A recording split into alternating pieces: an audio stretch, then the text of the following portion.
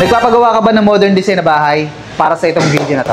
So yun guys, ito nga pala yung switch and outlet na kadalasang ginagamit sa ibang bansa. And ang tawag nga pala sa switch and outlet na to ay Type 86. So kung mapapansin nyo, iba na yung shape niya. Ito yung comparison niya sa mga nakasanayan natin switch and outlet. So iba na yung shape niya, square na. Iba na rin yung design niya, mas maganda na. And also, hindi lang design yung pinaganda dito kasi pinaganda na rin yung quality niyan. So 16 ampere na yung switch and outlet niyan. Unlike sa mga nakasanayan natin na kapag pambahay lang, 10 ampere lang yung ginagamit natin. So yung mga 10 ampere nga pala, yan yung kadalasan nag-overload. So dahil 16 ampere na itong pinapakita namin sa inyo, mababa na yung chance niyan na magkaroon pa ng overload. Disclaimer lang guys, meron din naman mga 16 ampere na ganito. So maganda rin yun kasi hindi sila basta-basta mag-overload. Ang maganda lang kasi dito is mas maganda na yung design niya, tapos maganda pa yung quality, naka-anti-flaming na rin yan. And then yung mga outlet nito is meron na sila switch. So hindi na kayo mag-unplug ng mag-unplug. And then meron na rin siyang safety shutter sa loob para kung sakaling meron kayong kasamang bata sa bahay at mapaglaruan nila yan, hindi sila makukuryente. Kaya lang yung mga ganitong switch and outlet guys, napakahirap nilang hanapin. So wala pa sila sa mga mall,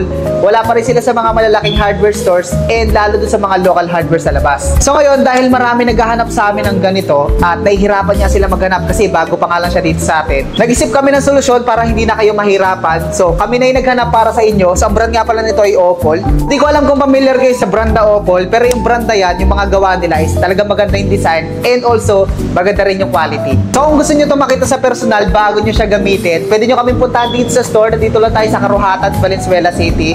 And kung nasa malayo naman kayo at gusto nyo na talagang gumamit ng ganito, meron naman na to sa TikTok shop natin. So pwede na kayo mag-check out. Meron tayong silver gray. And then meron din tayong rose gold. Tapos available na rin yung mga utility box natin para dito. Ibang utility box sa yung ginagamit. So hindi na siya rectangle. Ang ginagamit dito ay mga square type na 3x3 utility box. So pwede kayo gumamit ito kung gusto nyo ng mas maganda. Then kung gusto nyo na mas mura, dito kayo sa kulay orange. So, paano kapag may existing na ganito, pwede bang palitan ng ganito?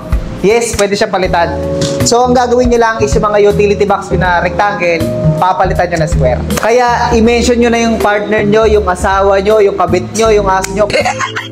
Kahit sino, i-mention nyo na dito. Basta nagpapagawa kayo ng modern design na bahay, tandaan nyo lang, Rev Electrical, and check out.